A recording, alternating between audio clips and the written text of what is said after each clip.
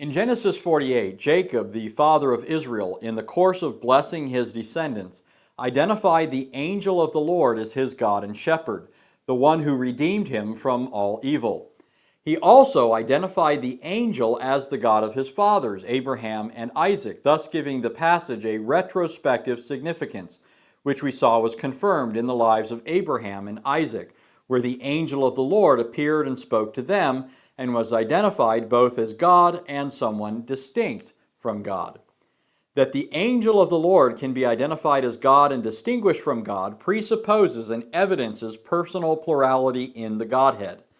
The book of Genesis, then, the foundational book of the Torah and the rest of the Bible, thus establishes, along with numerous other passages which we've also looked at, that the God of Abraham, Isaac, and Jacob, while the one and only God, is not a unitarian or unipersonal being. Inasmuch as Genesis 48 is also a blessing that Jacob invoked upon his descendants, praying for his God and the God of his fathers to bless his children after him, its significance is not only retrospective but prospective. It points forward as well as backwards. As we move ahead then from Genesis to Exodus, we shouldn't be surprised to find that the God of Abraham, Isaac, and Jacob reveals himself to Israel as their God and Redeemer, and that central to this revelation is the angel of the Lord, who is once again equated with God and yet personally distinguished from him. An example of this in the book of Exodus is found in Exodus 24, when the Lord summoned Moses to the top of Mount Sinai, where Israel was camped after their deliverance from Egypt through the sea. In Exodus 24:1 it says, "Then he said to Moses, 'Come up to the Lord, you and Aaron, Nadab, and Abihu, and 70 of the elders of Israel, and worship from afar. Moses alone shall come near to the Lord, but the others shall not come near, and the people shall not come up with him.'" As may be discerned from the prior context, the speaker in this passage is the Lord, which is Yahweh in the Hebrew text. However, as in other examples we've already seen, in telling Moses to come up the mountain to the Lord, the speaker, who is the Lord, refers to the Lord in the third person. While some may wish to write this off as a rhetorical device, there's a more significant reason, one derived from the context itself, and in exegesis context is king, which explains why the Lord, why Yahweh, speaks this way. In the immediately preceding context, Yahweh had just spoken to Moses about the angel messenger, the Malach, that he was going to send ahead of Moses and Israel to lead them into the promised land. As in Genesis, this is no ordinary or created messenger, for his voice is to be obeyed, and he has the exclusively divine prerogative of withholding forgiveness and punishing rebellion, precisely because he bears the very name of God, Yahweh. In Exodus 23:20 through 22, it says, "Behold, I send an angel before you to guard you on the way and to bring you to the place that I have prepared. Pay careful attention to him and obey his voice. Do not rebel against him, for he will not pardon your transgression, for my name is in him. But if you carefully obey his voice and do all that I say, then I will be an enemy to your enemies and an adversary to your adversaries." In identifying the angel as the one who bears his name, for which reason the weal or woe of the nation depends on how they respond to him, we have at once a clear indication of both the divine nature and distinct personhood of the angel, and thus an account for the words of Exodus 24:1. Contextually, when the Lord summoned Moses up the mountain to the Lord, he was referring to the name-bearing angel who has the authority to forgive sins, punish rebellion, and demand absolute obedience. This name-bearing angel, or Malach, is without question the angel of the Lord who previously spoke to Moses from the burning bush when he was called to lead forth the nation out of their captivity to the Egyptians.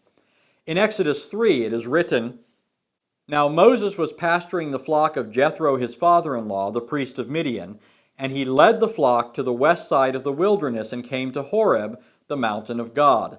The angel of the Lord appeared to him in a blazing fire from the midst of a bush. And he looked, and behold, the bush was burning with fire, yet the bush was not consumed. So Moses said, I must turn aside now and see this marvelous sight, why the bush is not burned up. When the Lord saw that he turned aside to look, God called to him from the midst of the bush and said, Moses, Moses. And he said, Here I am. Then he said, Do not come near here. Remove your sandals from your feet, for the place on which you're standing is holy ground. He said also, I am the God of your father, the God of Abraham, the God of Isaac, and the God of Jacob. Then Moses hid his face, for he was afraid to look at God. In verse 2, we're told it was the angel of the Lord who appeared to Moses. And in verse 6, he tells Moses that he is the God of his father, the God of Abraham, and the God of Isaac, and the God of Jacob. In identifying himself as the God of the patriarchs, the angel is saying the very thing about himself that Jacob said about him in Genesis 48. Moreover, later in the context, still face to face with the angel of the Lord, who was speaking to him from the bush, verses 13 through 15 say, Then Moses said to God, Behold, I am going to the sons of Israel, and I will say to them, The God of your fathers has sent me to you. Now they may say to me, What is his name? What shall I say to them? God said to Moses, I am who I am. And he said, Thus you shall say to the sons of Israel, I am has sent me to you.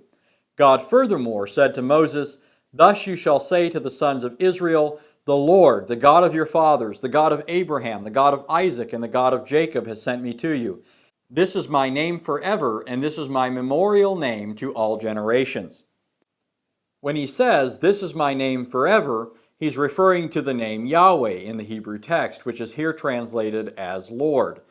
And in referring to it as his memorial name to all generations, further evidence is provided that the angel who was speaking to Moses from the bush is the selfsame angel previously identified by Jacob as his God and the God of his fathers Abraham and Isaac. As the prophet Hosea said concerning the angel who appeared to Jacob at Bethel, Yahweh, the God of hosts, Yahweh is his memorial name. So the angel of the Lord tells Moses that Yahweh is his memorial name to all generations, and Hosea, in Hosea 12, said the same thing about the one who appeared to Jacob. And so in Exodus 3, at the call of Moses, and Exodus 23, after Moses and the people departed from Egypt, we learn that it was the angel of the Lord who raised up Moses and used him to deliver the nation. Indeed, in Exodus 13:21 and Exodus 14:19, we're told that it was the angel of God who went before and behind Israel in a pillar of cloud by day and a pillar of fire by night, defending them from the Egyptian army and delivering them through the Red Sea. And since the angel is, as he himself said in Exodus 3:15, Yahweh, the God of your fathers, and as the Lord said in Exodus 23:20, my name is in him, it follows that the book of Exodus, like the book of Genesis, teaches that there is a plurality of persons in the Godhead, a plurality of divine persons who effected Israel's redemption from Egypt, and through that redemption made themselves known to Israel as the God of their fathers. While the God of the Bible is one, there are no other gods besides him. The one God himself is not an undifferentiated monad, but a unity of persons who share the same name, nature, and attributes and are worthy of the same worship.